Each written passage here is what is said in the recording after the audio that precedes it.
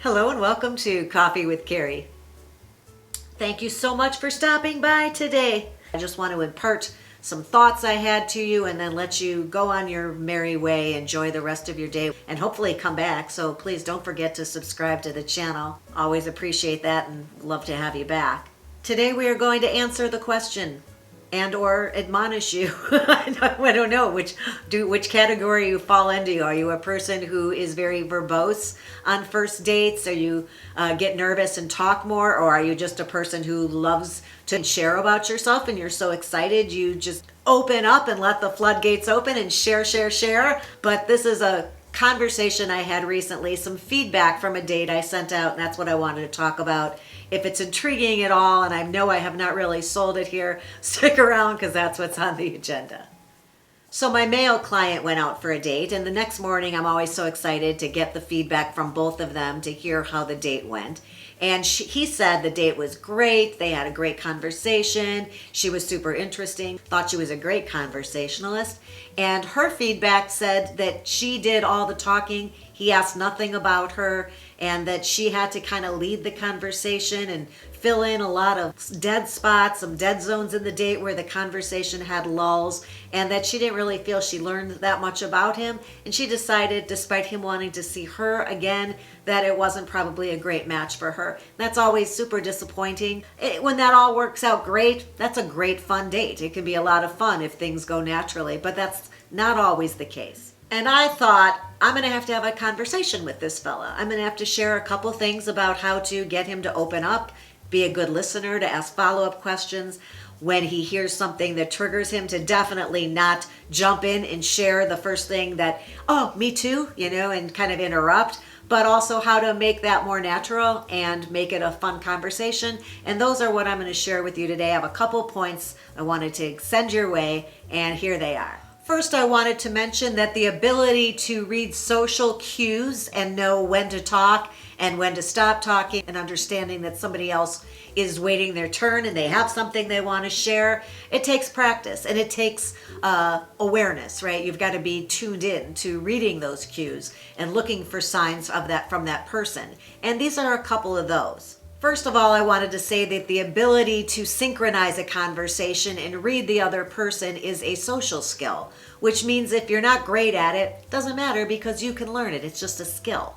So if this is not something that comes naturally, you can't tell when that other person is waiting for you to finish up and or when they want to jump in and they're just kind of waiting for their opportunity, or whether somebody wants you to take the lead and ask because there's a lull and their brains maybe shut off at that moment and they could use some help. These are things you can learn because there are some tips for you here that will allow you to pick up on those cues more easily. First off, if somebody is starting to show impatience, it usually means they're looking for that opening. They're looking for a pause where they can jump in and share with you either their opinion on something you said. Often it's something saying the same thing happened to me, or I was there too, or me also, some version of that. And the things you can look for are that this person will start nodding. They'll start shaking their head. They're kind of sometimes taking a deep breath to get ready, and then letting it go. They start adding little verbal cues to let you know, little things like, yeah, okay. And if you're watching for those, you can sometimes figure out that maybe you're being a little verbose or your story's going on too long, or maybe you just started and they just want their turn. You never can tell. So watch out for those little verbal and nonverbal cues, and that will help you be more attuned to whether or not somebody else is looking for their opportunity to speak. So while you understand that showing any kind of impatience means they want to talk, somebody who's staring intently, looking you directly in your eyes, is being a good listener. Those are signs that somebody is engaged in what you're saying. If their eyes start wandering away, they may be thinking about what they want to say next, or they're bored, or you've lost their interest somehow. But if they're looking at you and they're nodding their head and they're not taking breaths, if they're doing any of those things, you can read those signals and cues as well and know you're doing a good job, right? That they don't want to jump in. They're happy listening at that point. Sometimes it's much more obvious that somebody wants to take a turn. And I think it's funny because do you ever sit in a restaurant and take a look around and notice there's a couple and you can just automatically tell that they're on a first date? Sometimes people are even able to tell that my clients are on a blind date, or so they say. I think that could just be a case of feeling like they're being watched when in fact nobody's even paying attention to them at all. But sometimes you can tell by the body language that people have or the way they're volleying a conversation. And often with these new restaurants, the way they put tables like right next to each other along a banquet seating, the people are sitting like 6 inches from you, so they probably can hear your conversation. Also, probably not a bad idea for me to point out, when you're choosing a place to go on a first date, look at the pictures on Google and make sure they don't have seating like that. And if that's all they have, but they also have bar seating, always recommend that you sit at the bar. It's the perfect body situation for a conversation and a nice back and forth if you're sitting facing each other like this, as opposed to across from each other on one person with their back on the padded seat and the other one in a chair, perhaps, is the one I was describing. But sitting like this at a table is great. Sitting at a bar where you're angled in towards each other and also can reach out and touch that other person's arm emphatically, another cue to watch out for. Also great.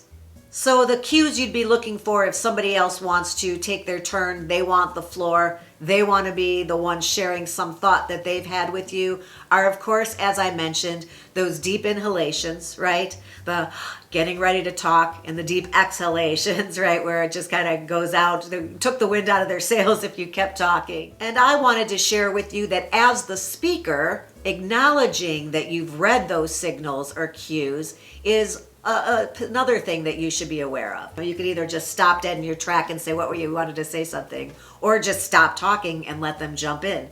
But the other thing I wanted to mention was that if you're in the middle of something and you really wanted to get to your point, that socially speaking, it's perfectly acceptable to go like this, like, oh, I see you, right? Put your hand up or a finger and just let the person know, I know you want to say something, but I just want to finish my point. So a physical sign that you are aware they want to talk and you're going to let them in a second, perfectly acceptable on a date. You are acknowledging with a signal that you are aware that you did not miss the cue and that you're just either going to finish up, and basically it's saying 1 second or just let me finish this thought. And that's a great way to let somebody know that they're on deck, right? If you just go, and when she finally got to the front of the line, she was so funny, blah, blah, blah, blah, blah. You were going to say? So you can just totally do that to let the person know you're seeing them and you understand what they're trying to tell you. You're picking up what they're laying down. And finally, what you don't want to do is be reading all those signals and completely ignoring them and barreling down that track without stopping or breathing sometimes for some people, and especially if it's because of nerves. So pick up on those social cues. Be aware if you are a person that typically gets nervous and will speak more. What do we say, like diarrhea of the mouth, somebody said once, and you're kind of steamrolling the other person in the conversation area. Know that about yourself so that you can practice being better at that, and that you can watch for those cues and you can ask open-ended questions of somebody so that they get a chance to share their stories and who they are and expound on their answers without you jumping right back in. And I'll remind you one more time before I let you go that my favorite thing, of course, is follow-up questions. And to ask a great follow-up question, you need to be paying attention to the initial answer to the question or what this person is sharing. If you're truly listening and this person has shared something you didn't know about them or about something they're interested in, you're obviously going to be a curious person and want to know a little more. So that question is always going to go over really well. So if you're engaged and truly interested, you won't have to worry so much about the fairness of the volleying the conversation back and forth. That I just wanted to share with you. I hope you found that interesting and or helpful. If you did, please give the episode a thumbs up. While you're there, hit the ring bell because that notifies you every time one of my episodes goes live, and then you could know to come back that there's something here waiting for you that you may find interesting. You're not going to love them all, but you don't want to miss the one that's really important to you. I appreciate you stopping by today. I look forward to next time, and until then, have a good one.